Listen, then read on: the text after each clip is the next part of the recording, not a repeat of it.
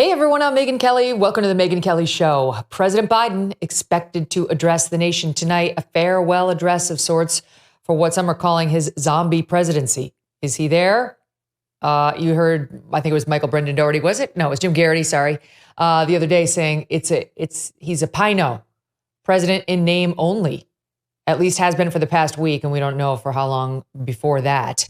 So we'll see tonight. Will he be live? Will it be on tape? And what will his message be for the remaining 6 months of his presidency? Will he address the questions about his mental acuity directly, which he did not do in his "I'm stepping down from my candidacy" letter? Meantime, Vice President Kamala Harris takes center stage in the political conversation. This, I got to be honest, has been insufferable. Oh my God. I quoted this line the other day on Twitter.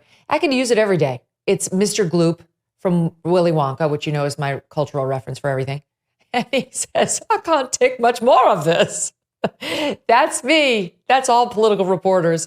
But it's really me in response to this attempt to rebrand everything Kamala Harris has ever done as the coolest thing we've ever seen. She's a meme queen, declares Politico.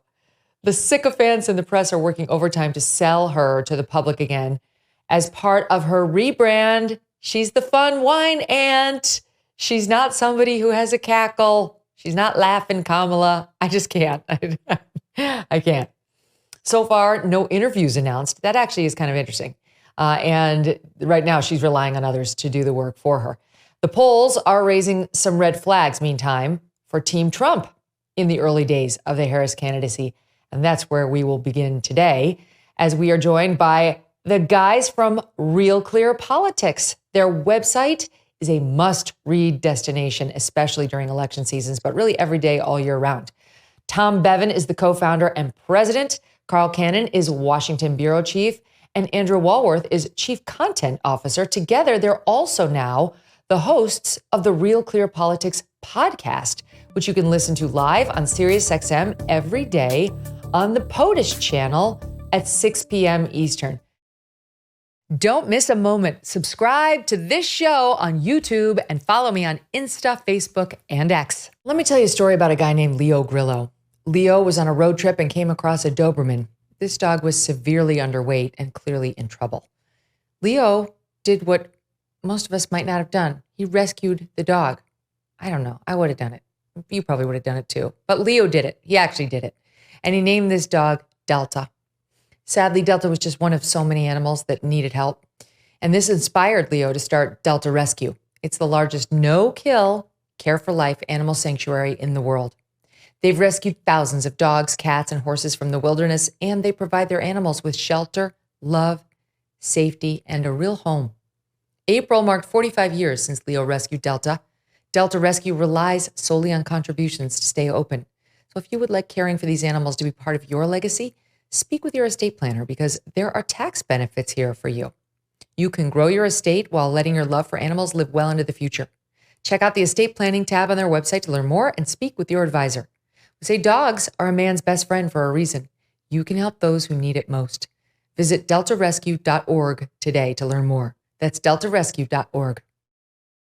Guys, welcome to the show. Great to be with you, Megyn. Thanks for having us. Oh, it's nice to see you all. I listen to you often, but I never get to see you. And of course, I know only Tom. I've really been enjoying the show. Welcome to SiriusXM. It's great to have you guys here. I think you're doing a wonderful job. I especially like it when Carl and Tom fight. Whatever you're doing, it's working. So let's talk about, since it is called Real Clear Politics, some Real Clear polling, which is also a section on the website. When we came on the air yesterday, there was a poll showing that she was struggling when it came to younger voters, which is one of the areas in which she's supposed to be helping right the ship, but she hadn't. In fact, Trump had some 19-point swing from being underwater with younger voters in 2020 to being above Joe Biden by 2 points in younger voters, and then was above Kamala Harris, according to the latest polling, which only included 1 day post his withdrawal. But still, Trump was over her 17 points. Now we get the Reuters Ipsos poll. This is registered voters. And it was conducted Monday through Tuesday. So all post his dropout and endorsement of her. Head to head, it shows Harris ahead of Trump by 2 points. The last poll they did was mid-July, showed Harris in a hypothetical at that point, 44 to 40 to Trump's 44. So it was a tie. She's gone up 2. And in a three-way race, currently it's showing Harris up 4 points. She's at 42, Trump's at 38, RFK Jr.'s at 8. So, Tom, I'll start with you. What do you make of the Harris favorability numbers here, or at least polling numbers here in this Reuters Ipsos poll? Yeah, there was another poll out this morning, the NPR Marist poll, which had Trump up 1 point. Look, I think it's clear that she has energized Democrats, and numbers have gone up among African Americans, particularly women, Hispanic voters as well in the early going. But to your point, not among young voters. She has, in the Quinnipiac poll that was released a couple days ago, she was at underwater 14 points among independents, which is exactly where Joe Biden was. And we're also seeing that Harris is not doing as well among white voters. And so I think, look, it's going to take some time for this to kind of settle in and sort itself out. But and some of this may be just a temporary, bump for her enthusiasm-wise. She does seem to be. When Biden dropped out, he was trailing Trump in our Real Clear Politics national average two-way race by 3 points. And right now, she's at 1 point. She's trailing Trump by 1.6. So a little bit of an upgrade there, but we'll see how long that lasts and where things settle. And we're still waiting for, data in these key battleground states. Okay, but the thing is, Carl, even Trump's longtime pollster, Tony Fabrizio, they've leaked, obviously, an internal campaign memo saying expect the Harris honeymoon that they expect to see in the coming days as the mainstream media goes wall to wall, coronating her, as I said in the intro, redefining her, lifting her, celebrating her, and they see it coming too. They know it's going to come, and then they say, but the honeymoon will end as soon as her record comes out. What do you make of that? Well, I think that's right. The Democrats almost had like a little convention in terms of the press coverage they were getting right after the Republican convention before we could measure whether there was a bounce out of Milwaukee for the Republicans. Joe Biden's, announced he's not running. Kamala Harris is coronated. And then, you, as you said, Megyn, all this loving coverage. It wasn't the first time, when she ran 4 years ago, she got, I'd never seen news coverage like that. And the campaign was mismanaged. And as you know, she didn't even make it to the, starting gate in Iowa, let alone the finish line at the convention. But this has started again.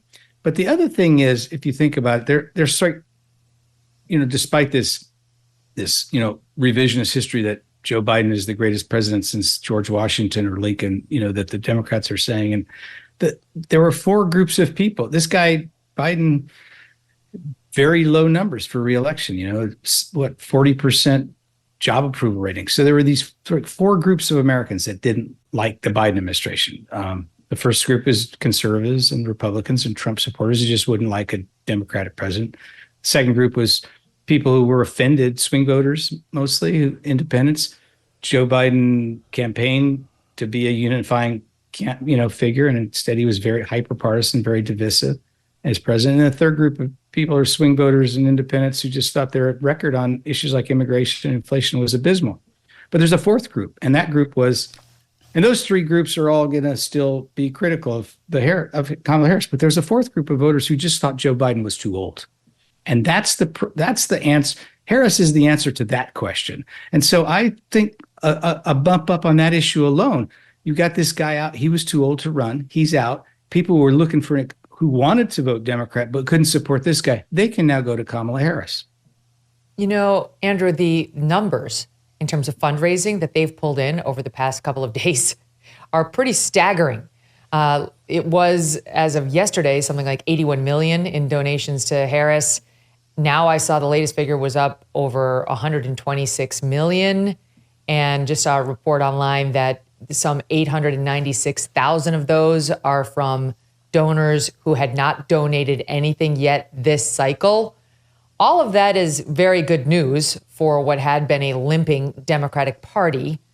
but it doesn't change, the fundamentals of the race, the policies that the Biden-Harris administration put in place versus the policies that the Trump administration put in place. And let's face it, while the Republicans now are falling more in love with Trump, his problematic behavior in the eyes of the Democrats is never going to change, nor are these Republicans ever going to warm up to her. She's not been some, stallion in the wings that the Republicans were looking at as like, I could meander over. No. So what do you make of the influx of money and how much should we be gleaning from that, given those dynamics? Well, I always think the money, especially from small donors, is important. Would point out I'm waiting for Elon Musk to put up the matching grant on his side. I mean, Carl always points out money is the mother's milk of politics. There's a lot of money this time around, so I don't put too much in the donation numbers that are reported because they seem to go up no matter what happens on both sides. I think that the memo from the Fabrizio. Trump campaign, Tony's memo that you mentioned, and as a matter of fact, you can read that. That's on the site this morning. It's on RealClearPolitics. Is kind of revealing as to how they are going to approach it. Here, I'll just read you part of it. They said the Democrats deposing one nominee for another does not change voters' discontent over the economy, inflation, crime, the open border, housing costs, not to mention concern over 2 foreign wars. Before long, Harris's honeymoon will end and voters will refocus on her role as Biden's partner and co-pilot. I think that's how they're going to run the race. That's how I would run it if I were them. Just tie her to the Biden record. And, because we know a lot of those policies, according to our polling, the polling we see, are so unpopular. Immigration, inflation, even lawfare, I think, all a problem for her. And I don't see how she runs away from her role in the Biden administration, especially given the sort of foreshortened campagine. You guys have seen she's doing it with the media's help. What borders are? Tom, you've seen this. What borders are? She wasn't the border. She didn't have anything to do with the border. It's actually pretty remarkable when you look at Axios this morning saying critics, Trump supporters are trying to say she was the border czar. She was never any such thing. And then, of course, Axios' own former reporting calling her the border czar, not to mention Joe Biden's statements on the record assigning her responsibility for the southern border have come back to bite Axios and other, Politico and other mainstream. The AP reported she was the border czar. Only now, Tom, is she magically no longer the border czar since she's become the Democratic presumptive nominee. Yes, every position that she took in her 2020 race, which was pretty far to the left on issues like defunding the police, defunding ICE, giving healthcare to illegal immigrants, et cetera, all that stuff is now, in the memory hole. And, she's portraying herself. And I'm sure there's going to be, when they get to convention in a few weeks, it's going to be all about, Kamala Harris, the tough on crime prosecutor from the Bay Area. And, she's a real a fighter, and she can, prosecute the case against Trump. I mean, this is what the race is on right now over the next couple of weeks to define her and frame her. And obviously Republicans are putting together ads. We saw when Phil Wegman, our White House reporter, tweeted one out that he got from a political operative, this Dave McCormick ad that's running in Pennsylvania. It's amazing. It is amazing. And so those ads are going to be running all over the place. Meanwhile, Kamala Harris is going to be running her own ads. But to your point, Megyn, she's getting a pretty good assist from the media who are playing along with this idea that, she was never a border czar. That was never her, part of her brief. It's going to be interesting to see if any of the critical coverage of her actually breaks through. It's crazy. And we're living in this mind meld moment where 3 days ago, Axios and Politico and all these other mainstream publications were doing their jobs as objective reporters, or at least pretending to. They were doing honest reporting on Joe Biden's mental acuity and his physical failings, and they were more interested than ever in being tough on both sides. And now, she wasn't the border czar. She's cool. So they've turned her from, whatever. We all know what the media does, so it's just kind of amusing and somewhat irritating. Meantime, Carl, what we're seeing... Megyn, yeah, go ahead. Go ahead, sorry. Well, no, you this thing, it's the crime. It's the prosecutor, the tough prosecutor that is really an example of collective amnesia. She was in California. I'm from California. When she was Attorney General, that passed, there's a proposition passed, Proposition 47, that basically said shoplifting under $950 is no longer a felony. It's a misdemeanor. But you could do it at different stores. You could do 6 stores in a day. It's $950. That didn't count. And coupled with, they stopped requiring bail for misdemeanors. Then the police stopped responding to calls, prosecutors stopped prosecuting. Eventually the stores stopped even calling the police. And it led to stores all over the state closing in Oakland and San Francisco and these liberal places. Well, the one of the reasons that law passed is because it was named the Safe Neighborhood and Schools Act, which is Thomas Buckley, a columnist, wrote that it might as well have been called the Everyone Gets a Puppy Act for all it had to do with crime. Well, guess who wrote the name? Guess who wrote that name and endorsed it? Kamala Harris, Attorney General. So this tough on crime thing doesn't to me comport with the record all that well. Well, she's going to have to figure out where she's landing on that because, when she was Attorney General, she did go after marijuana users. She did favor a 3 strikes and you're out law. So there were periods in her past. This was the antidote to that, though. This was to clean her record of that and to get rid of that. Proposition 47 sort of California veered. It had the 3 strikes law, and it veered under Gavin Newsom's administration and Kamala Harris and the last term of Jerry Brown away from that and became more liberal on crime again. Yeah, and Kamala Harris was part of that veered movement. with it. She veered too, because now, in modern day, we've seen her, bailing out BLM rioters and calling Jacob Blake and saying how proud she is of him and calling for defunding the police. I mean, she's like, so I do wonder, to your point, Tom, what message will we get at the Democrat convention? Is she going to lean into, the early days of Kamala Harris as AG, real prosecutor version of herself? Or is she going to lean into what we've seen more recently, which is more aligned with the Democrat Party? Although we'll see, because even some moderate Democrats now are seeing the folly of their ways as crime rises and, criminals return to the streets. I do want to get to this. Andrew, the one of the mind melds we're having at the moment is you've got a nominee, presumptive, I guess, I think it's fair to call her at this point, of the Democrat Party who not a single soul has voted for to be the presidential nominee. Not one person in the Democrat Party has voted for Kamala Harris to be their presidential nominee. And now you're starting to see a little blowback from groups like BLM, which spoke out about it, and some others quietly, reportedly behind the scenes are saying, why did we do this? The whole thing was obviously very coordinated, was it not? Because they're trying to say, and I'll get to this in a second, they're actually trying to say this was grassroots. This was bottom up. Chuck Schumer's on camera saying this, but very obviously it was all coordinated by party elites in the 24, 48 or longer hours prior to her being endorsed by Biden. Yeah, it raises a lot of interesting questions about the role of political parties now, because a lot of people have said, political parties have become so weakened over the last couple cycles. You've got, all this outside money. What do the parties do? What are they good for? Tom doesn't even want them to hold conventions anymore. He thinks that's a waste of time. So, Megyn, you don't know this, but Tom also dislikes the State of the Union because he's a pretty curmudgeonly guy. He's right. Let's go back to the written statements. Thank you, Megyn. Thank you. He wants a letter sort of, delivered by carrier pigeon. That's right. But you raise a really interesting question, which is that was this all baked, and did the party step up in a way? And when you ask that question, then you have to ask what is the party?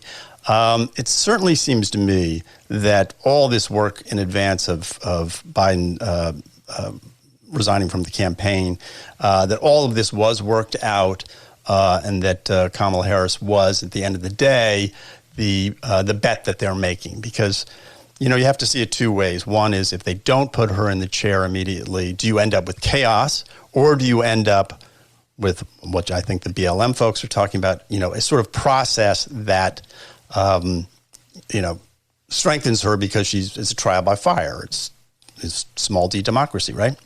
So I think what we're going to have I think the problem she's going to have is, as you say, no one actually voted for her, although the Democrats will say that, look, all these people voted for Biden-Harris. She was on the ticket, so they were really voting for her. I think that's a tough argument to make. But I think that there's a difference between the top role and the second, the lady in waiting. Keep going. Yeah, but without going through the sort of cauldron of a primary, she's really sort of stepping into, it's going from 0 to 100 miles an hour. Very few people, I think, have the political skills to pull this off. And I just think given her performance the last time around, you'd really have to wonder whether she's the one who's going to be able to sort of step into a general election and appeal to, independent voters and, disgruntled Republicans, all the people she has to win in order to win those swing states where the whole thing will be decided. Tom, Andrew accurately says that they were thinking in the elite circles of the Democratic Party, it could be chaos if we open this up. Another word for that is just democracy, just allowing people to vote. And, yes, we understand Biden had to go. I was a big supporter of it. I think you guys were too, listening to your show. That was obvious. But then there should be the chance to vote. Then it's up to the Democrats to replace him and decide who they want to be their nominee. That just did not happen. And the Republicans are exploiting it. Team Trump is out there every day calling this a coup. What about democracy? I thought you guys cared about democracy. This isn't democracy. And then you get this from Chuck Schumer. Would you look at this? It's so mockable on so many levels. Just watch and enjoy. President Biden's selfless decision has given the Democratic Party the opportunity to unite behind a new nominee, and boy, oh boy, are we enthusiastic. When I spoke with her Sunday, she said she wanted the opportunity to win the nomination on her own, and to do so from the grassroots up, not top down. She would work to earn the support of our party, and boy, has she done so in quick order. So now that the process is played out, from the grassroots bottom up, we are here today to throw our support behind Vice President Kamala Harris. I'm clapping. You don't have to. It's a happy day. What can I say? Tom. Oh, boy. Is that Orwellian? Where do we begin? His selfless decision, that's one. Boy, oh boy, are we enthusiastic with the fist pump and everything. Then she wants to win it on her own from the grassroots up. And then in quick order, she's done it. Now the process is played out. So this is such a bunch of nonsense. As a grassroots bottom up, the process played out. When you were asleep on Sunday night, the process played out, Tom. Right. Behind closed doors with Nancy Pelosi and Barack Obama sort of calling the shots. But let's remember, Megyn, how the Democrats got here. They rigged the primary calendar. They circled the wagons around Joe Biden early on. They did everything they could to marginalize RFK Jr. and dissuade anybody from running against Joe Biden. If Joe Biden had actually managed to have a legitimate challenge, he might not have won this primary on his own. And I would dare to guess that if Kamala Harris had been running in that primary as well, she wouldn't have won either.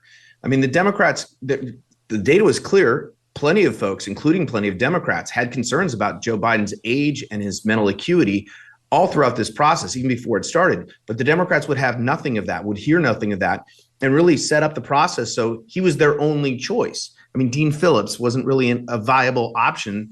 And so that's how the Democrats ended up with this mess that they're trying to clean up now. And they're doing it by, I mean, some people are calling it a coup, but you can certainly call it, it happened in a maybe not a smoke-filled room, but certainly behind closed doors as they made this decision and basically told Biden that he's got to be out. Given the age of our leaders on both sides, but in particular the group you just mentioned, it was probably an oxygen-filled room with complete with tanks. I would be remiss if I did not take a walk over to the Republican side and see how they're doing. We talked about the polling, but we should spend a minute on J.D. Vance, who had a bit of a stumble on his first week out of the gate when he was speaking in front of a rally crowd in Ohio. I got to be honest, I still don't understand the joke. I heard it yesterday. I think I might have heard it the day before. I don't get the joke. He was making some sort of a joke about Diet Mountain Dew. I know from his book that Mountain Dew mouth is a thing that is prevalent in the area that he grew up because they give it to kids in their baby bottles. They give it to toddlers. It's very high in sugar. It's very, very bad for you. And this is one of the things he raised. He had Pepsi in his own soda bottle, in his own baby bottle. He's talked about that as well, as just like sort of an example of how there's sort of a class of people that's been forgotten and overlooked, and some of their lifestyle habits are really not that healthy for children, but no one gives a damn about them. Okay, so I don't know whether that is being tied to here. I'll let you hear him trying to make the joke. It did not go over well, and he's getting panned for it by the left. Top 12. It is the weirdest thing to me. Democrats say that it is racist to believe, well, they say it's racist to do anything. I had a Diet Mountain Dew yesterday and one today. I'm sure they're going to call that racist too, but it's good. I love you guys. But It was fine. It was like a smattering of applause. It wasn't like a huge applause line, but what's happening there? Because I have seen this covered on every show over on CNN and MSNBC.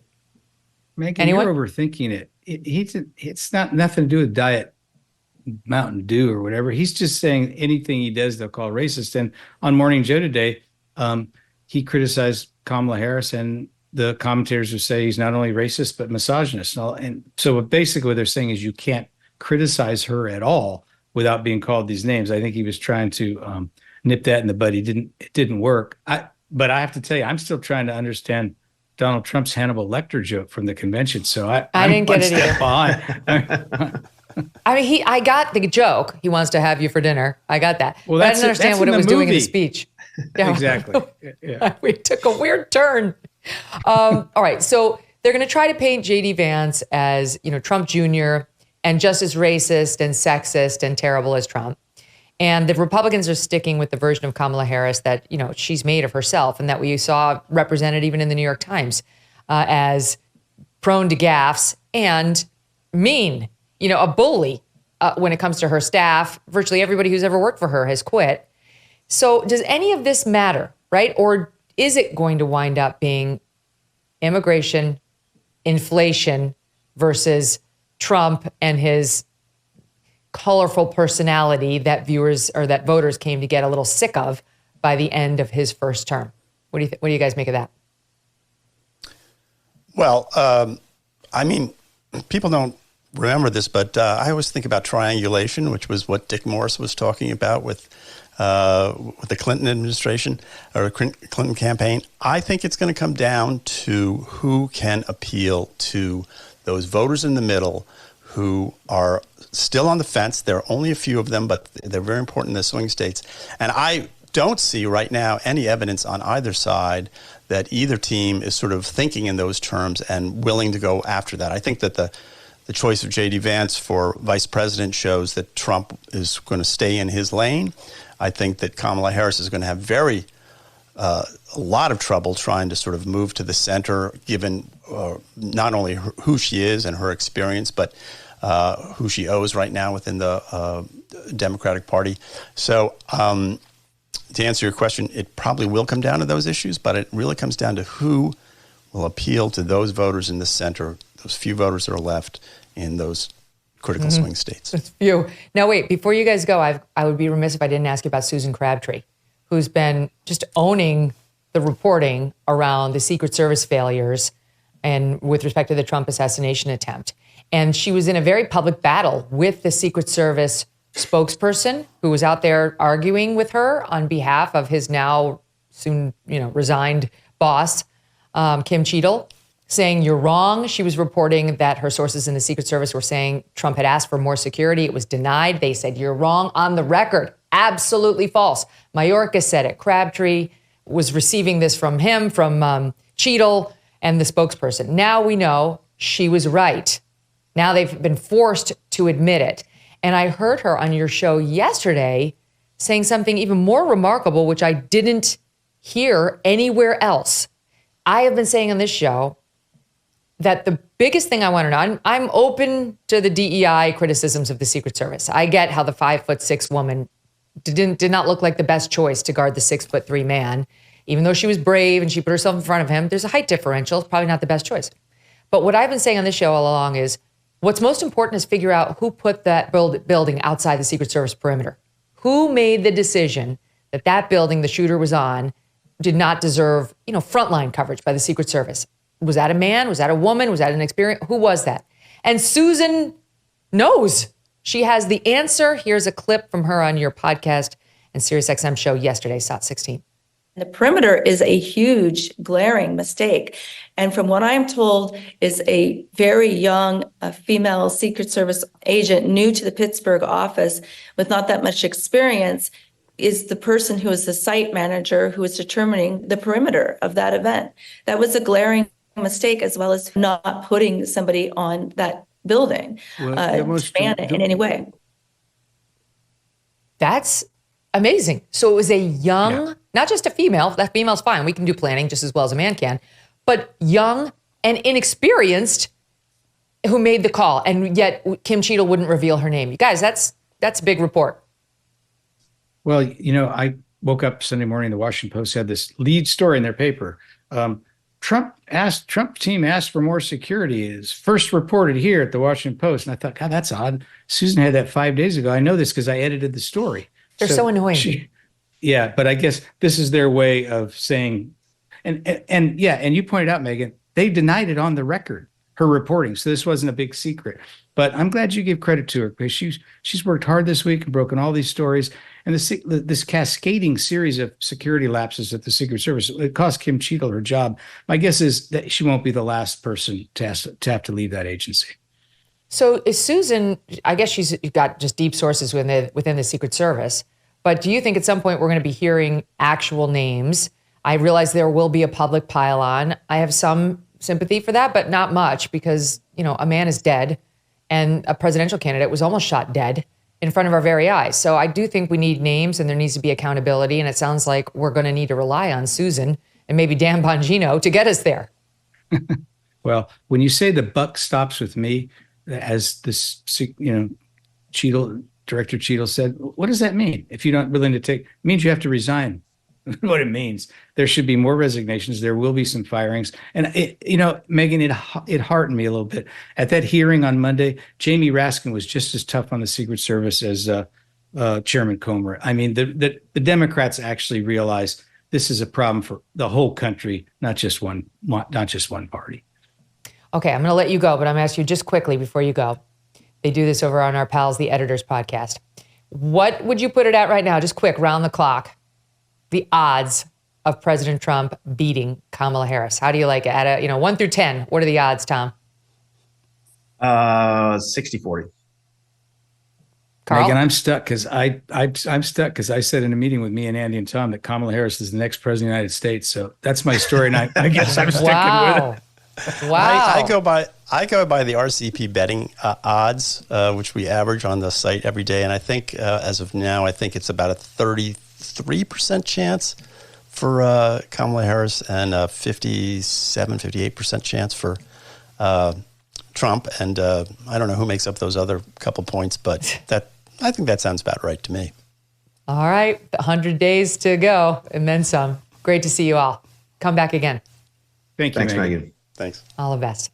And when we return, Tulsi Gabbard is back with me. She was the one who effectively took Kamala Harris out of the presidential race back in 2019. She was on the show recently talking about that. She hasn't weighed in since Kamala became the Democratic nominee. She will next.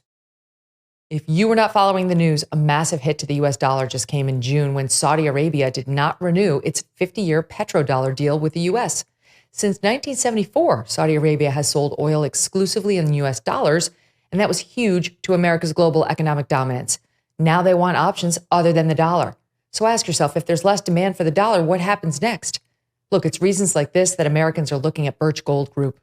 For over 20 years, Birch Gold has helped tens of thousands of Americans protect their savings by converting an IRA or 401k into an IRA in physical gold.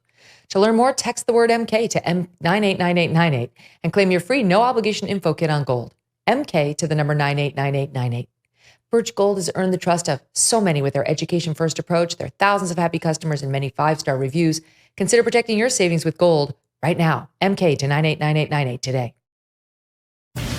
President Biden's selfless decision has given the Democratic Party the opportunity to unite behind a new nominee, and boy, oh boy, are we enthusiastic. When I spoke with her Sunday, she said she wanted the opportunity to win the nomination on her own, and to do so from the grassroots up, not top down.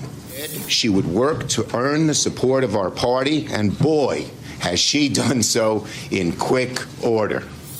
So now that the process is played out, from the grassroots bottom up, we are here today to throw our support behind Vice President Kamala Harris.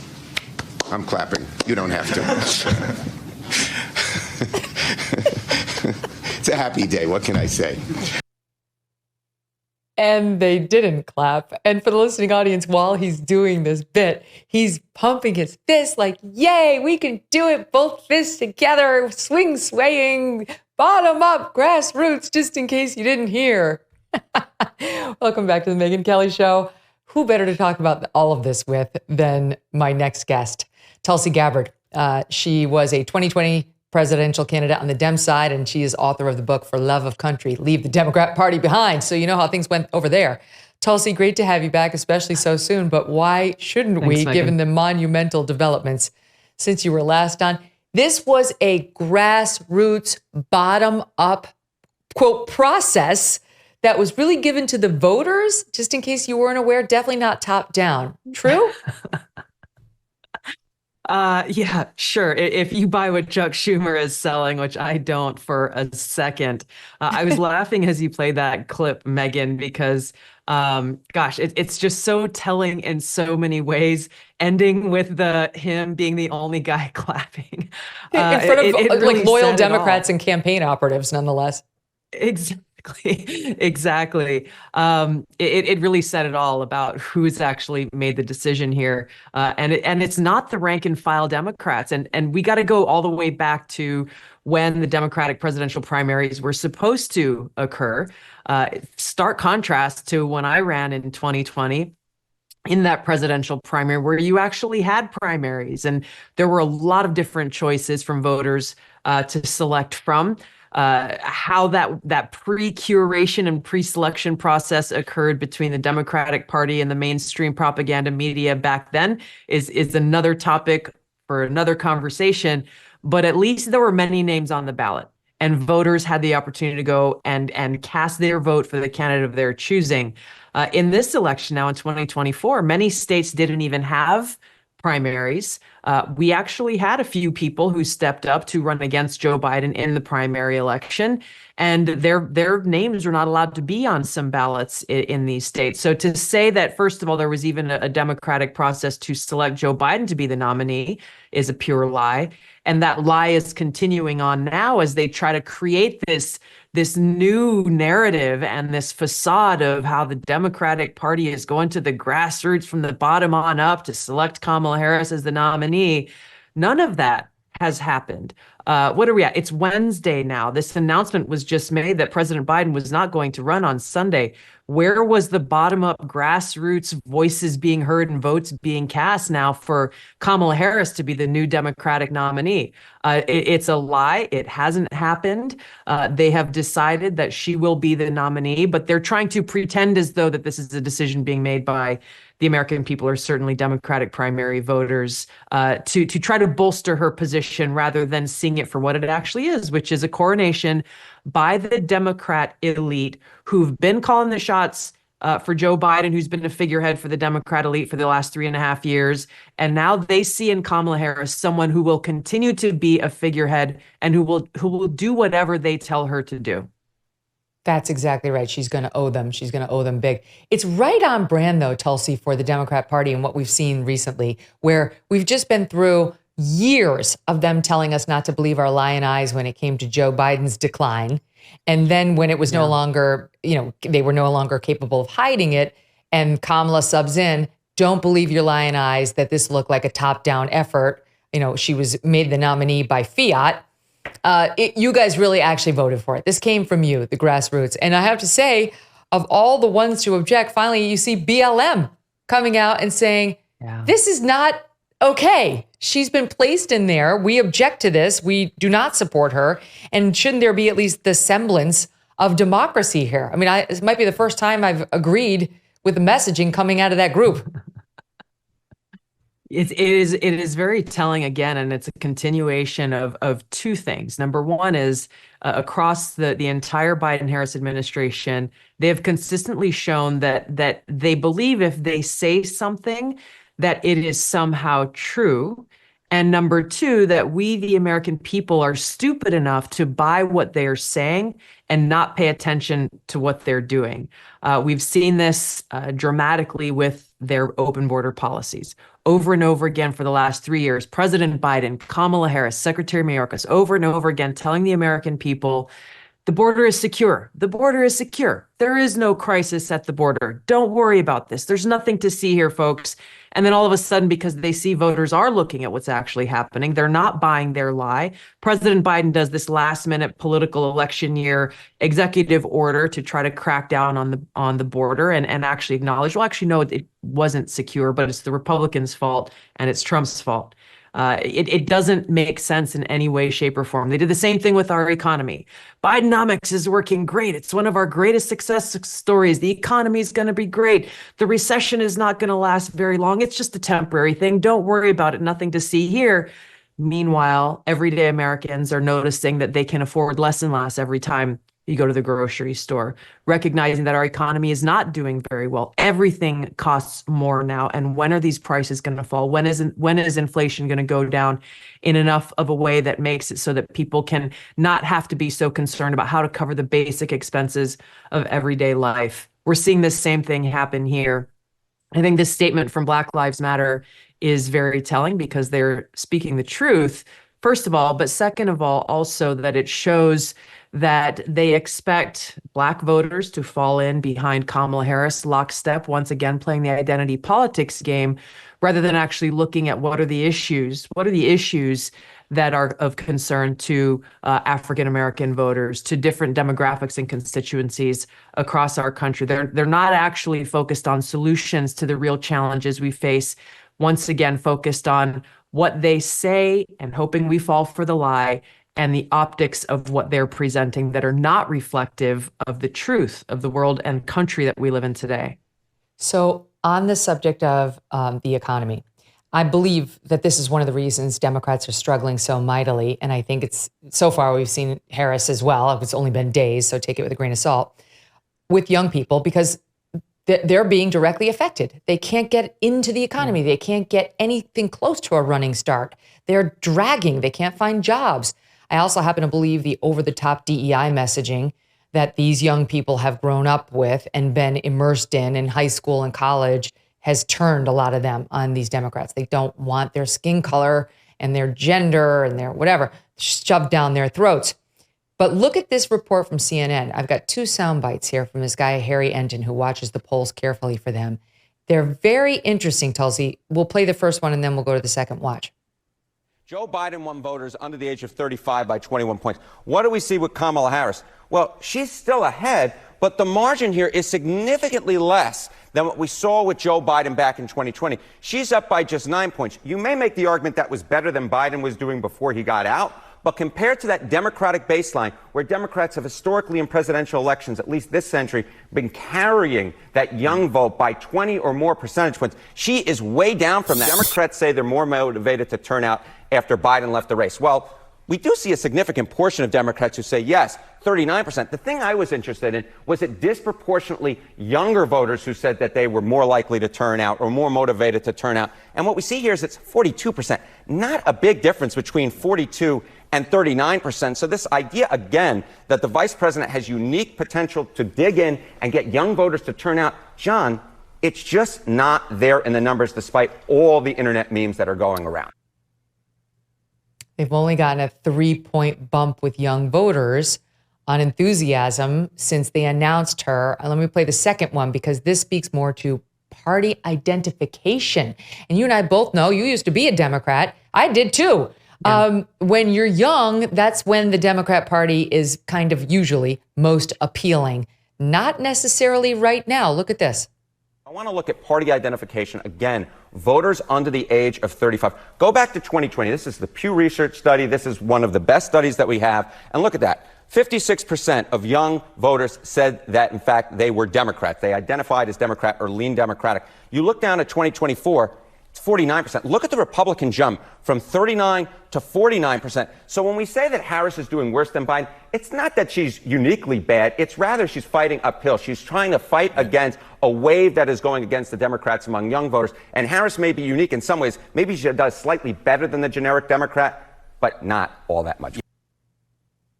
So for the listening audience, it shows that the Republicans used to be at a significant disadvantage in getting young people to vote and register Republican, and it's been completely erased.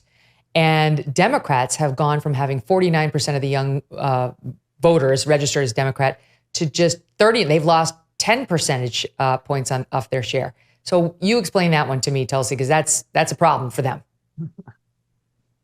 You know, what I think is encouraging of what we're seeing here is that you have young people who are questioning. They're not just accepting whatever they're being fed. Again, we can't cast a broad brush and say all young people this or that, but it's encouraging to see that there are more young people who are not just accepting at face value what the Democratic leader is saying when they say, hey, a boy can become a girl simply by declaring that is so, and that boys should be allowed to compete in girls' sports. I think people are actually, this is young people, but I think across the board are recognizing the literal and pure insanity of these woke radical ideologies that the Democratic elite are not only advocating for, but pushing and mandating in our schools. The fact that in some schools now, for example, a track team in my home state of Hawaii, a girls' track team now has half of the entire team are biological males competing on a girls' team, taking away those opportunities from our young women and girls. I think every rational, open-minded person would look at this kind of example and just say, this is insanity. It's crazy. And so this, you mentioned some examples with regard to the economy. You look at examples related to our open borders and how it's not just the border states now that are feeling the effects and impacts of the almost 4 years of open border policies under the Biden-Harris administration. It's small towns, it's rural communities. I was in Montana recently and was talking to some folks there. This is Montana. You couldn't get farther away from the border on any coast or the Southwest than Montana. And even there, they are being impacted by the illegal immigration crisis and an increasing presence of criminal activity by the cartels who have taken a stronghold there. It is harder for everyday Americans, young people who are usually not attached to an affiliation of one party or another from a generational standpoint. So it's encouraging to see how people are using their common sense, being critical thinkers, being independent-minded thinkers about, okay, well, which party and which candidate is more accurately representing common sense and what is actually in the best interest of themselves, their families, their communities, and our country. I was just talking to a couple of young people, young and in college, and they were, each one of them, 3 guys, all telling me they had furries in their high school and seen them in college, that the kids regularly showing up wearing cat ears and tails and outfits and pretending that they were an animal during school hours. And all 3 of these young men happen to be white. They have zero question that this is a disadvantage for them in seeking job opportunities, that in interview after interview, we're going in another direction. And invariably, they hire somebody who's got some sort of identity, that the box that can be checked. I really think this is having electoral consequences for the Democrats, and it's showing up in some of these polls. And I think even they are going to realize this. I don't know whether they'll actually do anything about it, though, because they're so mind melded into this ideology. I'm going to take a break, and I'm going to come back because there's a lot more to get to. I want to get to Kamala Harris and who she is on the crime issue, because as I was pointing out, she supposedly has this tough history from California, but when she was elevated to vice president, her messaging changed dramatically, and now even her party is starting to change on the issue of crime because it's gotten so bad. And even Democrats are realizing defund police is not a good message. So what the hell is she going to do? What's she going to say? Which one's going to emerge? I'll leave that as a tease. Quick break. Back to Tulsi Gabbard when we come back. Don't go away. Grand Canyon University, a private Christian university in beautiful Phoenix, Arizona, believes that we are endowed by our Creator with certain unalienable rights to life, liberty, and the pursuit of happiness. GCU believes in equal opportunity and that the American dream starts with purpose. By honoring your career calling, you can impact your family, friends, and community. Change the world for good by putting others before yourself. Whether your pursuit involves a bachelor's, master's, or doctoral degree, GCU's online, on-campus, and hybrid learning environments are designed to help you achieve your unique academic, personal, and professional goals. With over 330 academic programs, as of last December, GCU meets you where you are and provides a path to help you fulfill your dreams. The pursuit to serve others is yours. Let it flourish. Find your purpose at Grand Canyon University. Private, Christian, affordable. Visit gcu.edu. Now, Senator Harris says she's proud of her record as a prosecutor and that she'll be a prosecutor president, but I'm deeply concerned about this record. There are too many examples to cite, but she put over 1,500 people in jail for marijuana violations and then laughed about it when she was asked if she ever smoked marijuana. She blocked evidence. She blocked evidence that would have freed an innocent man from death row until the courts forced her to do so. She kept people in prison beyond their sentences to use them as cheap labor for the state of California. And she fought to keep cash bail system in place that impacts poor people in the worst kind of way. As the elected Attorney General of California, I did the work of significantly reforming the criminal justice system of a state of 40 million people, which became a national model for the work that needs to be done. And I am proud of that work. The bottom line is, Senator Harris, when you were in a position to make a difference and an impact in these people's lives, you did not. And worse yet, in the case of those who were on death row, innocent people, you actually blocked evidence from being revealed that would have freed them until you were forced to do so. There is no excuse for that. And the people who suffered under your reign as prosecutor, you owe them an apology. So that was the July 2019 debate in one of the most memorable exchanges in recent history between now presumptive Democrat nominee Kamala Harris and our guest today, Tulsi Gabbard, former U.S. representative as a Democrat and author of For Love of Country. And Tulsi's had a just very negative experience with these Democrats who are now pulling the strings around Kamala Harris too.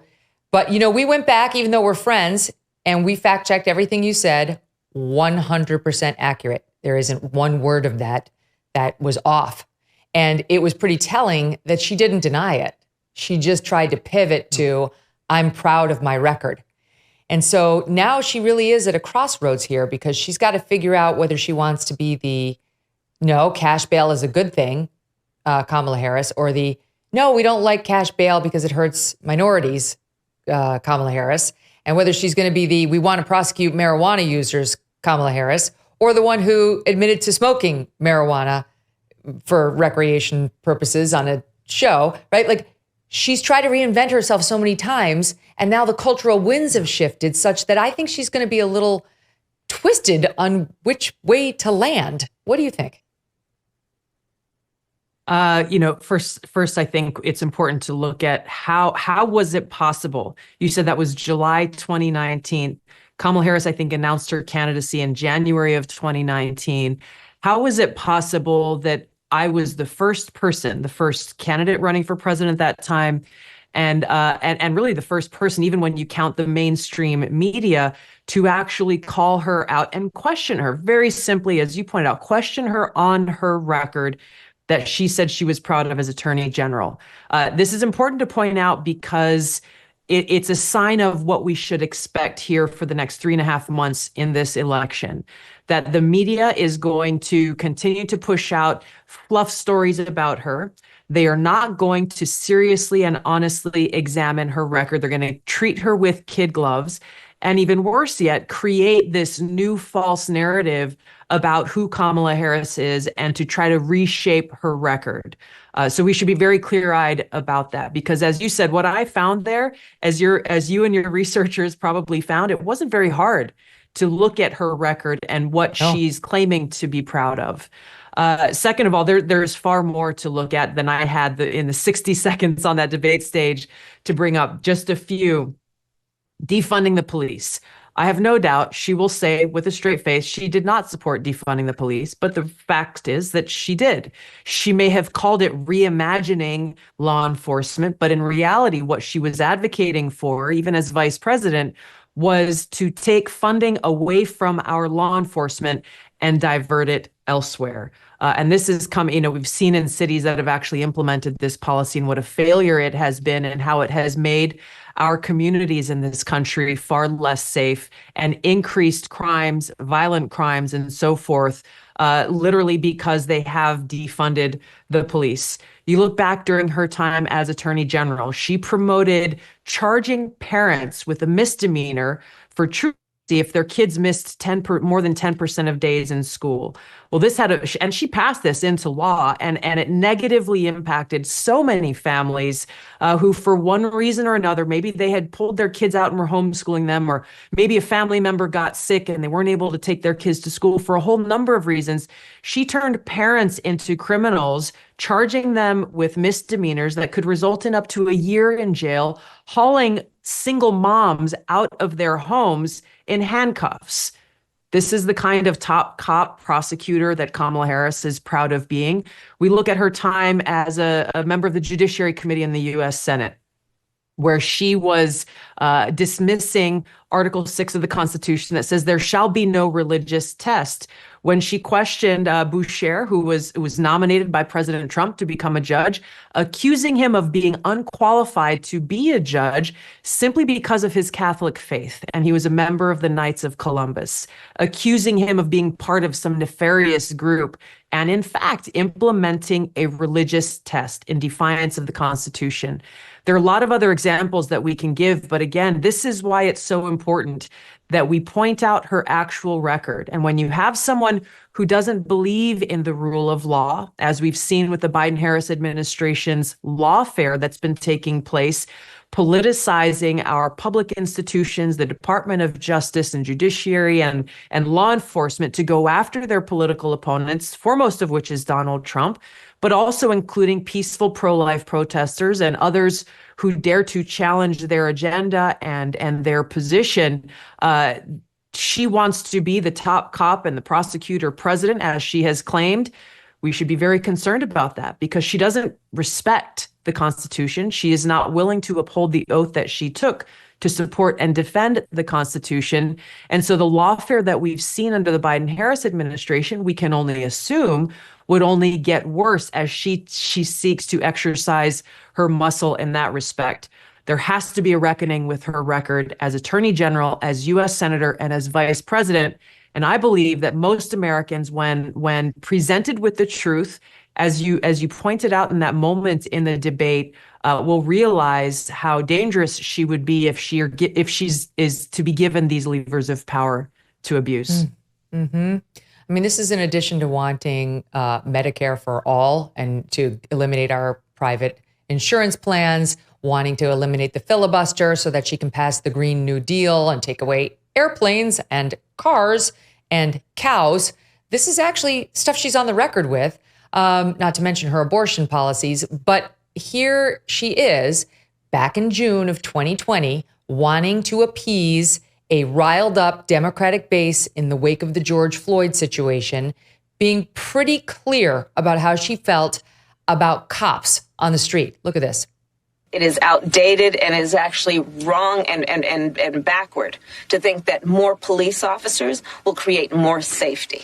A big part of this conversation really is about reimagining how we do public safety in America, which I support, which is this. We have confused the idea that to achieve safety, you put more cops on the street. You know, for far too long, the status quo thinking has been to believe that by putting more police on the street, you're going to have more safety. And that's just wrong. That's not how it works. So that's the new Kamala Harris, right? Not the old one who was a DA and a prosecutor. The new one is, we don't need more cops. Fewer cops is the way. And now here we are 4 years later. We've seen what a disaster that's been, in particular for communities of color, Tulsi. Those are the ones who got hurt the worst by that insane policy that she helped push. You know, those clips, that string of clips you just played, really once again exposes her lack of knowledge and understanding and intelligence to be so simplistic as to say, well, more cops doesn't lead to safer streets. Well, it's a much bigger challenge than this. My sister served in law enforcement. I have a lot of friends who are serving in local, state, county, federal law enforcement. It's about investing in our fellow Americans who make this very selfless choice to go and put their lives and well-being and safety on the line every single day to make our communities safe. It's not a matter of just mere numbers. It's about investing in them, their training and their capabilities to be able to face the kinds of extreme challenges that they do on a daily basis.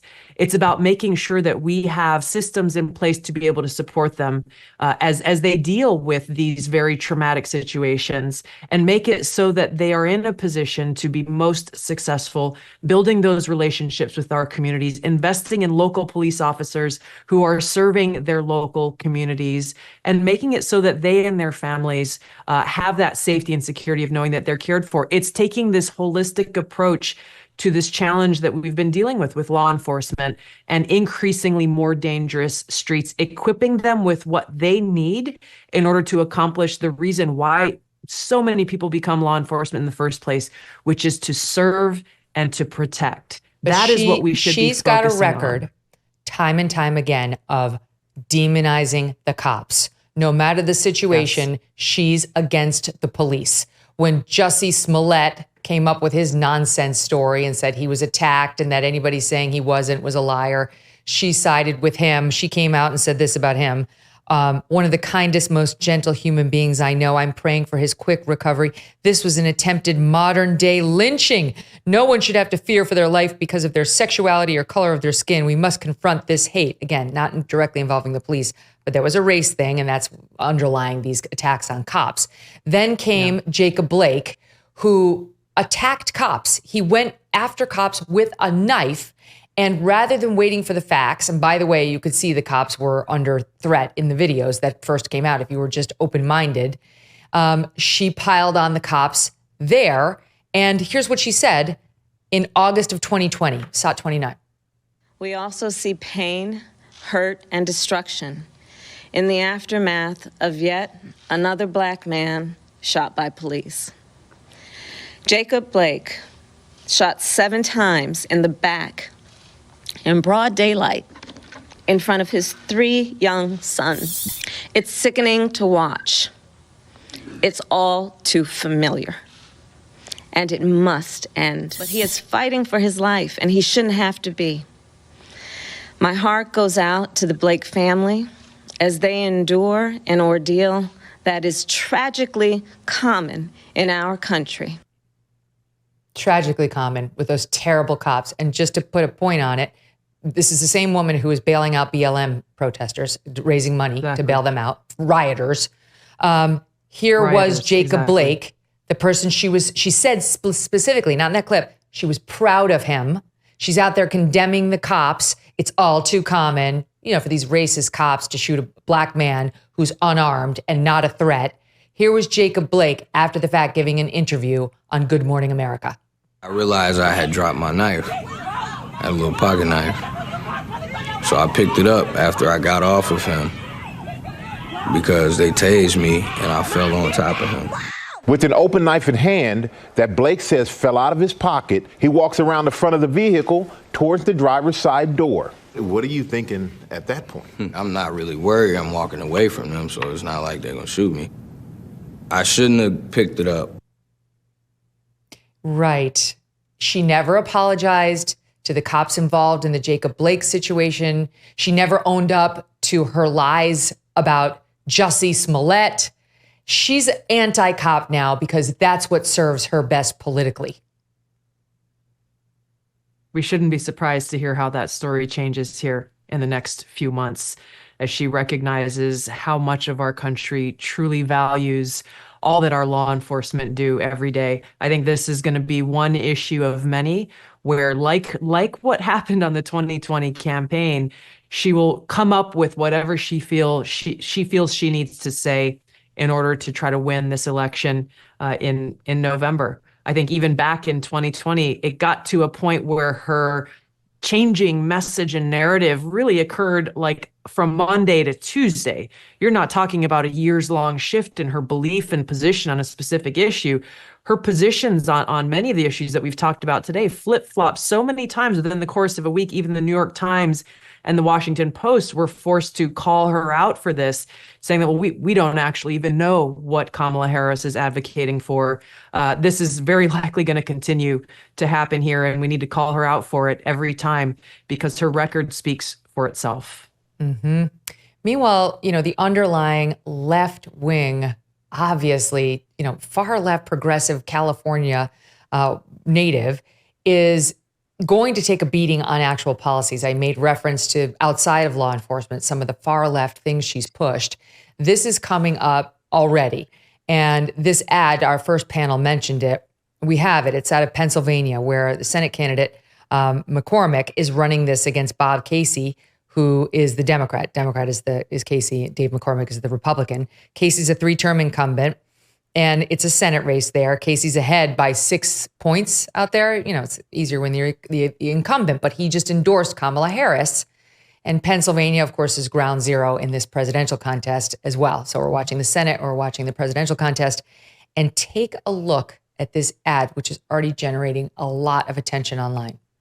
Kamala Harris is inspiring and very capable. The more people get to know her, they're going to be particularly impressed by her ability. The nonpartisan GovTrack has rated you as the most liberal senator. I am prepared to get rid of the filibuster to pass a Green New Deal. There's no question I'm in favor of banning fracking. Would you ban offshore drilling? Yes. What is the solution for voters in the fossil fuel industry? Giving the workers an ability to transition. We're not going to treat people who are undocumented across the borders criminals. That's correct. Raise your hand if you think it should be a civil offense rather than a crime to cross the border without documentation. Abolish ICE. Yeah. Is that a position you agree with? And we need to probably think about starting from scratch. Outdated, it is wrong-headed thinking to think that the only way you're going to get communities to be safe is to put more police officers on the street. Would you support changing the dietary guidelines? Yes. The food pyramid. What people yes.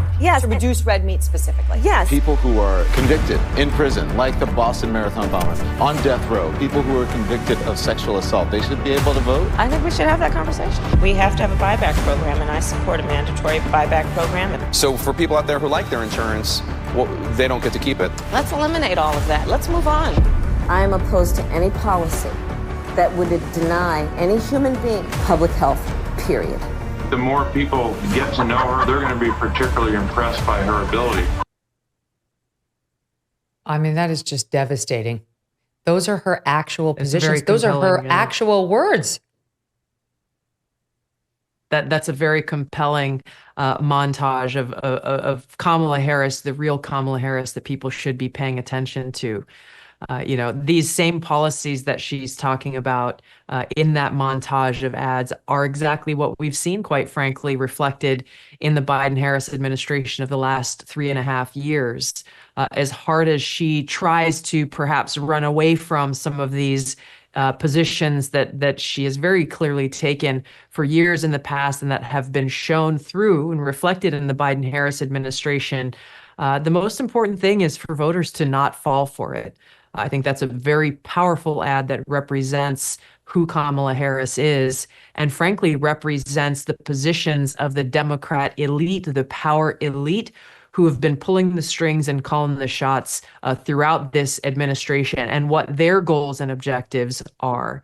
Those who she will follow their orders and be beholden to as she becomes the Democratic nominee, and if she is allowed to become president of the United States. It's really crazy to hear her say she wants to ban fossil fuels. She wants to ban fracking. We know she also wants to ban nuclear power. She wants to do it all with windmills and solar power. Meanwhile, there was just a disaster with the windmills in Nantucket, where one of these windmills came down and all of its toxicity is pumping into the ocean to the point where on the nearby beaches, they're having to wear hazmat suits now to clean up some of the shards of this thing. And that's their answer to everything. There's absolutely no care for the environmental consequences of, these new toxic fangled things like the windmills, like the solar panels, and how much digging they have to do, and not to mention the electric car batteries, right? It's all just something that makes them feel better about green energy, and the consequences to the actual earth be damned. That's just one of the many things that I hope to hear more on in the coming days, and we will actually be reporting more on that windmill disaster. On this, Megyn, I was on a long flight yesterday and was talking with one of the flight attendants, and she brought up politics and what's going on and the breaking news. And really for her, one of the main takeaways I have from the conversation was she said, look, I care about having clean air to breathe and clean water to drink. I just don't want to drive an electric vehicle. I want to be able to drive the car or truck that I choose to. And I thought it was such an important statement that she made, because it really cuts to the heart of the dichotomy and the huge contrast between what we're seeing coming from today's Democrat Party and the Democrat elite versus what we're seeing coming from President Trump and largely the Republican Party of today. The Democrat elite wanting to take away our right to individual liberty, our freedom to make these choices for ourselves. If you want to drive an electric vehicle, you should be able to do so. If you don't want to drive an electric vehicle, you want to drive a Ford F-150, you should be able to do so. And that really is the thing here that I think most Americans will recognize is we don't want the government to force us to eat what they tell us to eat or to drive whatever they tell us to drive. When it comes down to the choices that we make for ourselves and our families, we should have the freedom to make those choices. And that, to me, it comes down to freedom.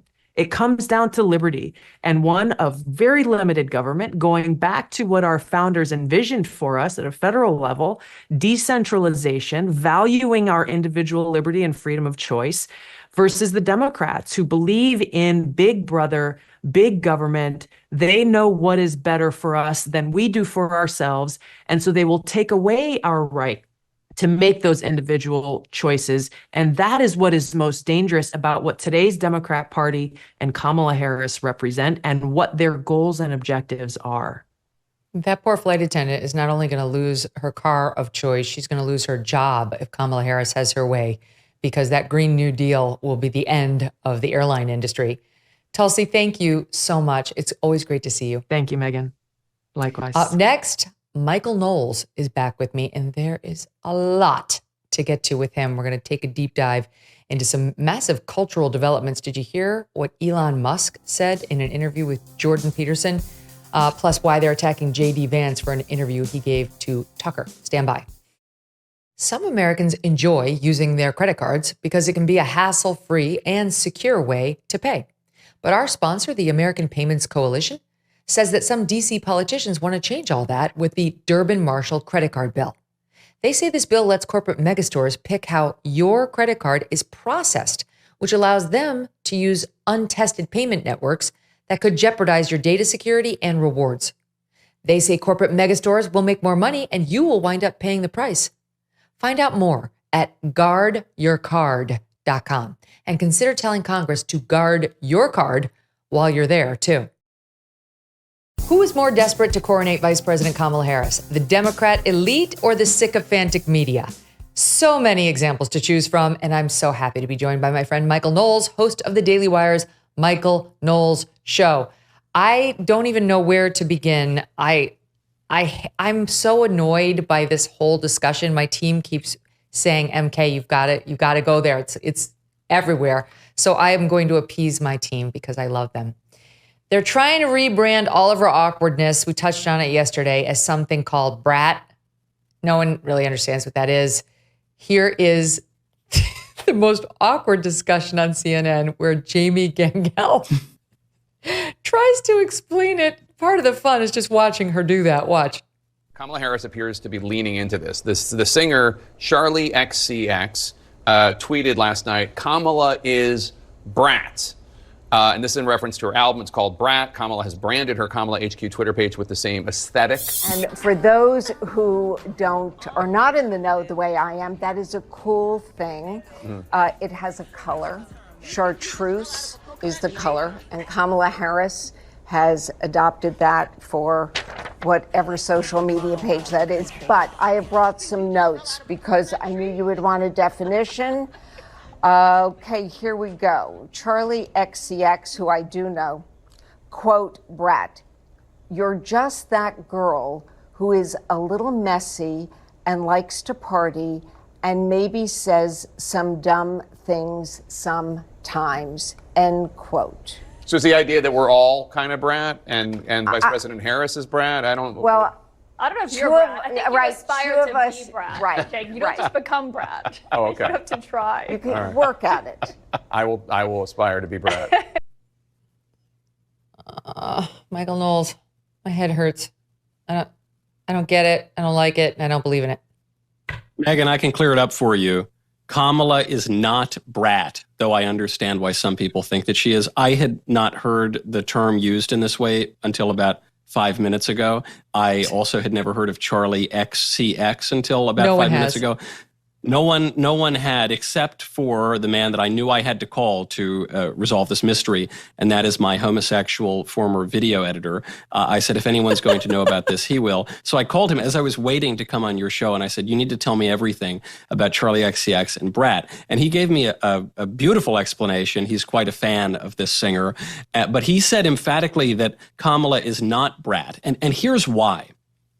Brat, it seems as though she is vapid and vacuous and just a kind of fun, frilly party girl. But deep inside has a roiling inner life. She is plagued by self-doubt, anxiety, and deep introspection. The reason some people think that Kamala is brat is that she appears to be vacuous. The reason that she is not brat is that she is in fact vacuous. So I don't think anyone would accuse Kamala Harris of having a roiling inner life or, constantly thinking about her place in the world and what that means in any kind of cosmic order. So she has all of the vapidity of brat, but none of the redeeming qualities. I guess this is what they have to do because her moments of awkwardness are just, they're everywhere. We've had years of exposure to them. It's like the new gaslighting as they did with Joe Biden's infirmity. Don't believe your lying eyes. All of those awkward moments are actually cool. Her inability to say anything stirring or moving is actually just part of her fun personality, even though she's trying over and over with the same exact phrases to bring us to our feet in cheers or tears, whatever it is. This leads me to my favorite thing that's been in the news over the past few days. I confess I didn't know this woman prior to discovering this the other day, and now I can't get enough of Estee Patey. Forgiveness, please, Estee, because I don't know if that's how I pronounce your name. Is it Palti? Palti. She's amazing. She goes by @MommyRN88 on X. And her imitation of Kamala is spot on, but she's had it with the repetitive choice of words. Watch. There are many more who are able to see what can be unburdened by what has been. Kamala, I need some new material. Okay. You've said that quote many times. Okay, let's move on a little. Let's galvanize new words, new phrases. Let's look into Aristotle, Socrates. I mean, if you're going to plagiarize, make it good. This is, this is borderline ridiculous.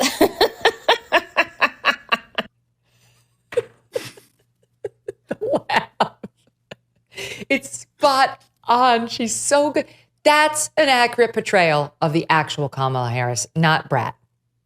This is the problem, is it's fun when serious people get a little goofy every so often, but when goofy people just continue to act goofy all the time, it's not fun. It's just sort of sad, and it's especially sad when those goofy people, it's alarming when they're running for president of the United States. Even to the comedian's point that she needs some new material here, Kamala's vapidity is actually one note. So she just has that phrase that we have to imagine what can be unburdened by what has been. And then she'll just look at things. She'll say, look, a school bus. I like school buses, huh? Spaceship go, and there's nothing really underneath that. So I think it helps to explain why the Kamala Harris campaign is trying desperately to make her seem hip and cool and memey, and they're glomming onto this new album that just came out, Brat. But if you want to see the real enthusiasm, look at the Chuck Schumer press conference. When Schumer came out and endorsed Kamala Harris, he said, we're so excited. We're so excited. And he clapped. Then he this is the second Jeb Bush moment in 2 days of her campaign. Is that, okay, well, you don't have to clap. You don't have to be excited, but I'll clap. Please clap. And then Hakeem Jeffries, the minority leader in the House, he came out and with a straight face managed to say that Kamala has earned this nomination. This is not a coronation from the elites. This was a grassroots movement, which is, I don't even, what would the propaganda justification for that be? I don't know. So in many ways, I think that some of the Democrat elites have settled on Kamala because they just think that the election is over and they want to save the more powerful candidates until 2028 when maybe they have a better shot. It's such a lie. And what what we're going to get for the next 3 months is everything is racist and everything is sexist if you criticize Kamala Harris. They're already starting to do it. The temperature on those issues is going to reach fever pitch levels because that's their favorite tool in their toolbox on the left.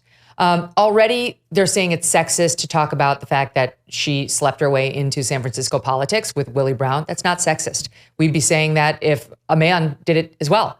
It just happens she's a woman.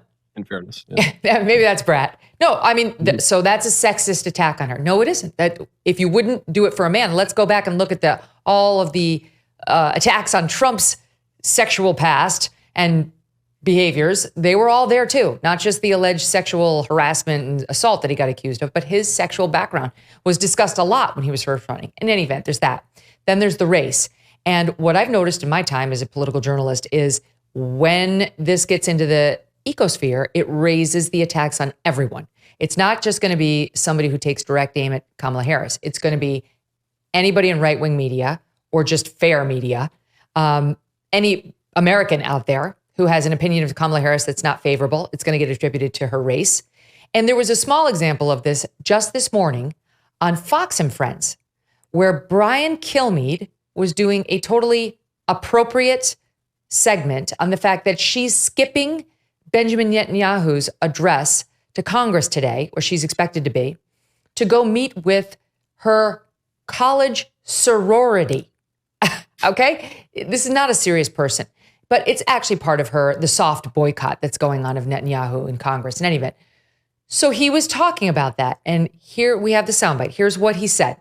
Top 48.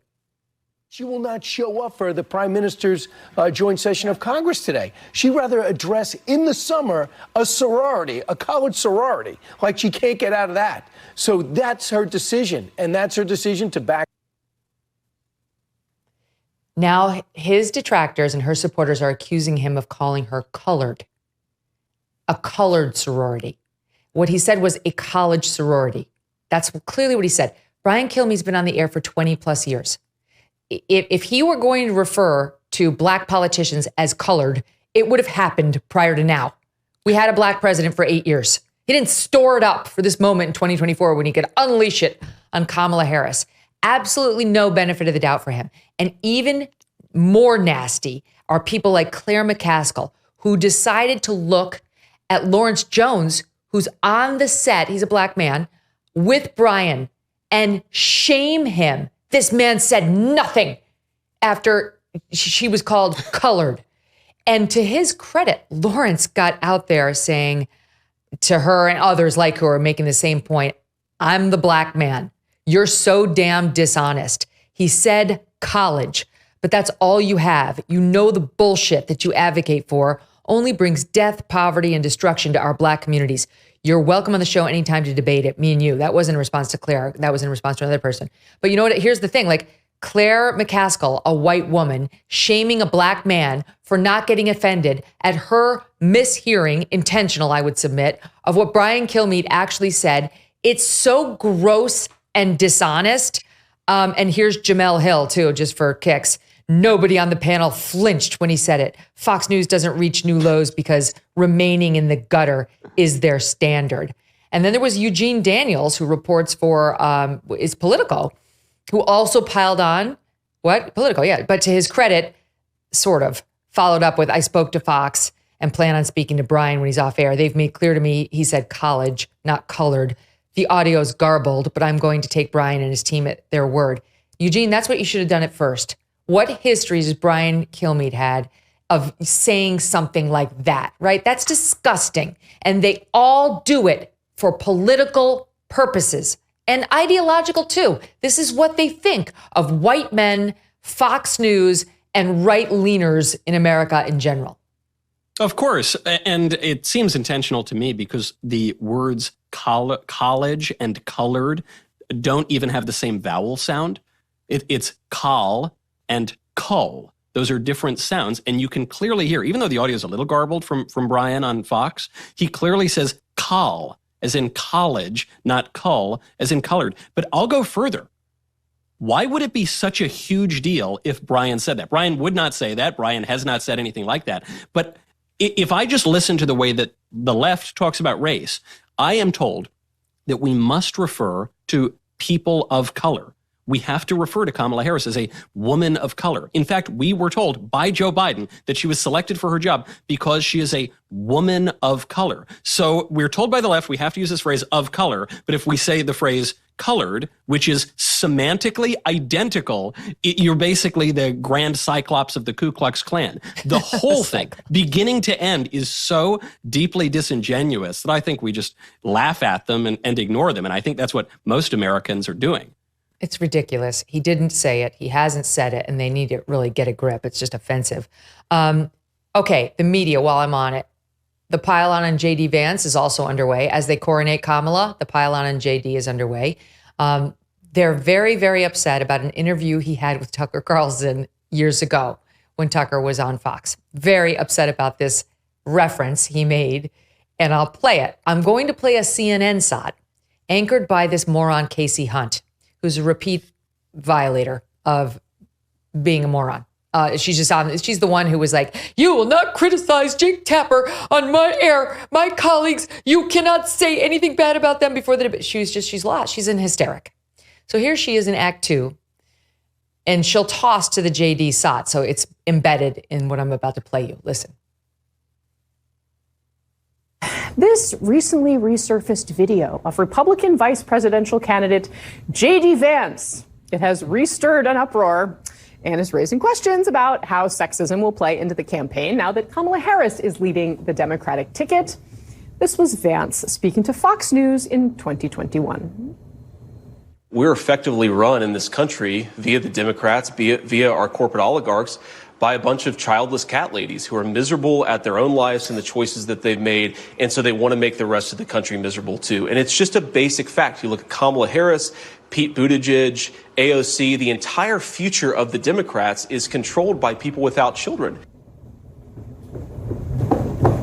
Childless cat ladies. Remind everyone, who else is a very powerful childless cat lady, quote unquote, because the internet really likes Taylor Swift in this particular moment. Oh my God. And then one of the panelists called JD vile. Here's a pro tip. If you are a news anchor, do not deliver all of your takedowns in a sing-songy fashion with weird faces that look uncomfortable on you, because it is off-putting to the very audience you mean to persuade. So, Michael Knowles, what do you make of childless cat lady, and the larger point that JD was making that childless politicians may not have the same investment in America's future that people who have kids do. Well, you'll notice as those liberal journalists clutch their pearls, they never say he's wrong. They never really make an argument against him or anything like that. So did JD use provocative language on a news show? Sure, isn't that's just kind of what one does on a news show. But his broader point is one that has been made, in the academy, in politics, and in the media for some years now, and not even just pertaining to America. It is a little weird that the nations of the West, you see this especially pronounced in Europe, are run by people who don't have kids. Obviously, not everyone gets to have kids. A lot of people suffer from infertility. Children are a blessing, and this is a fallen world. So, people have to suffer with a lot of things. But it is kind of odd when the leaders of our nations don't want to have kids. They're not even interested in the future. The family is the basic building block of politics. So if the family falls into disrepair, if the next generation is neglected or put off, that tells you something political. And so the point he made is absolutely right. It's why the liberal journalists don't actually refute it.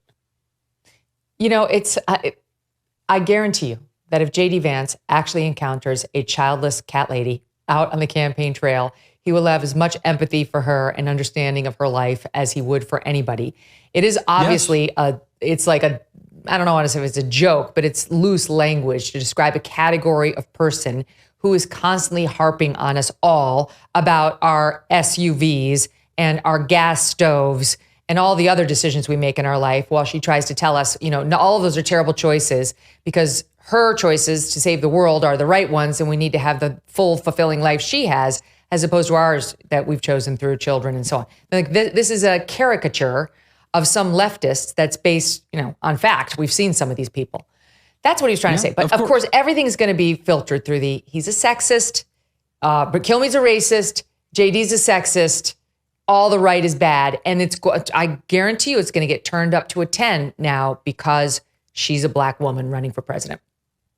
I just don't know if it works. I mean, to your point, Megyn, yes, of course, JD is talking about a type here, just as you might talk about the type of the crazy conservative uncle at Thanksgiving, which actually happens to be me. I am both the figure of that person and that literal person. And there are all sorts of types, that's what a stereotype is. And there's always some truth to a stereotype, though it doesn't necessarily apply to every individual. So that's how they became stereotypes in the first place. So he's speaking in this way, and obviously it resonates. That's why they're talking about it. But as you point out, yes, they're going to use race and sex, and they're going to harp on race and sex because Kamala Harris doesn't personally have very many accomplishments behind her. In fact, the one thing that she seemed to do somewhat well is prosecute people, and she actually prosecuted a lot of people she shouldn't have, including my friend David Daleiden, whom she prosecuted for revealing the truth about Planned Parenthood and exposing that the abortion industry sells baby parts for money. But she was a prosecutor. She did actually bring people up on charges. She did put people in jail. And other than that, though, that obviously isn't going to play very well among the Democrats. Democrats want to abolish prisons in many quarters. So she doesn't really have anything. The administration that she's been a part of has been a complete disaster. So she can't run on the economy. She can't run on migration. She can't run on foreign policy. She can't run on the border, as supposedly the borders are. So the only card that she has to play is race and sex. And perhaps that'll work with some of the Democrat base. I don't think that really persuades the swing voters in the swing states that she needs to win to beat Trump. Yeah, I agree. It's a turnoff to them. And it's like the left for years now has been demonizing white women as Karens and laughing at white tears and so on. No problem. That's fine. That's a leftist thing. They've never met a conservative woman who they would tolerate, like, or defend. And yet they're supposed to be our champions. They're the ones who are going to have the moral high ground when it comes to how we speak about women. F you. You ceded that moral high ground long ago, and we all know it. Some of us have lived it. Okay, I've got to get to Elon Musk. Extraordinary interview with your colleague over the Daily Wire, Jordan Peterson, and revealing we knew that Elon had a child who said that they were trans and that the relationship there had broken down because the child had spoken out about it, saying Elon was no longer this kid's father. That had made the news. I've never heard Elon talk about it. And boy, did he with Jordan. Here's a clip. It happened to one of my older boys, where I was essentially tricked into signing documents for one of my older boys, Xavier. This was before I had really any understanding of what was going on, and we had COVID going on, and so there was a lot of confusion. I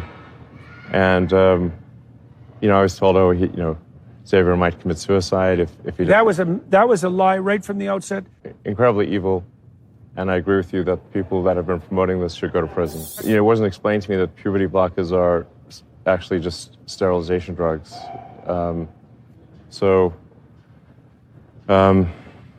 Anyway, and so I lost my son essentially. They call it dead naming for a reason. Yeah, all right. So the reason it's called dead naming is because your son is dead.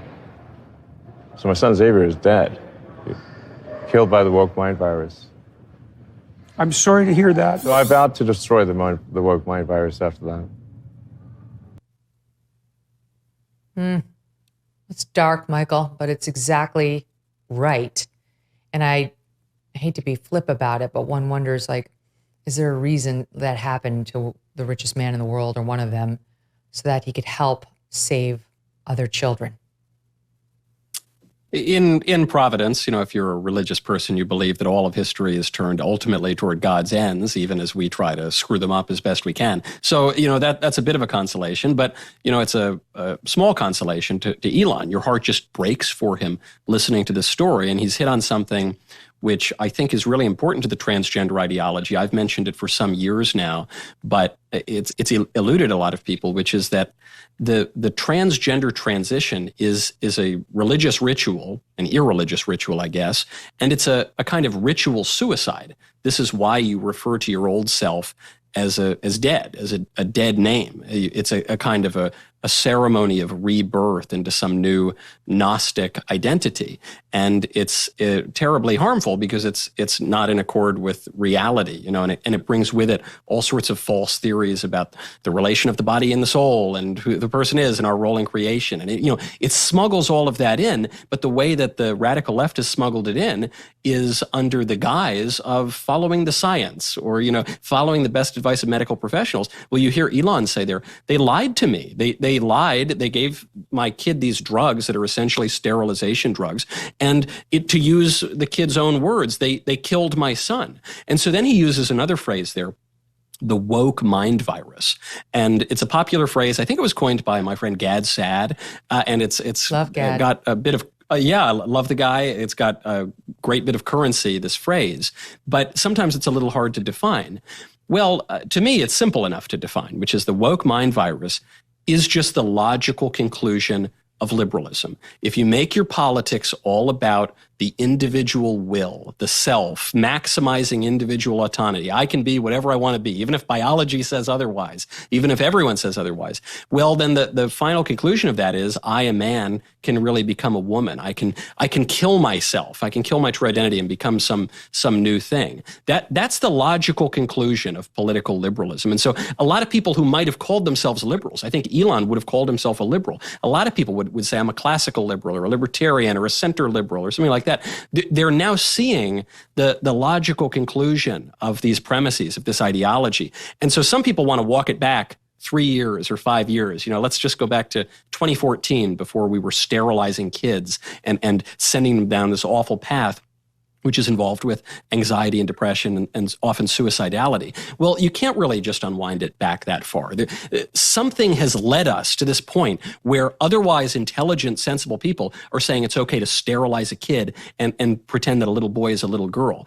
We've got to address the root cause of what that is. It's that ideology goes a lot deeper. We've got to reconsider so much that has led us to this moment of heartbreak, not just for Elon, but for many, many families around the country. I really think, I recently read Maureen Callahan's book, Ask Not, which I love. Very good summer read about the Kennedys and their long, sordid history with women in particular.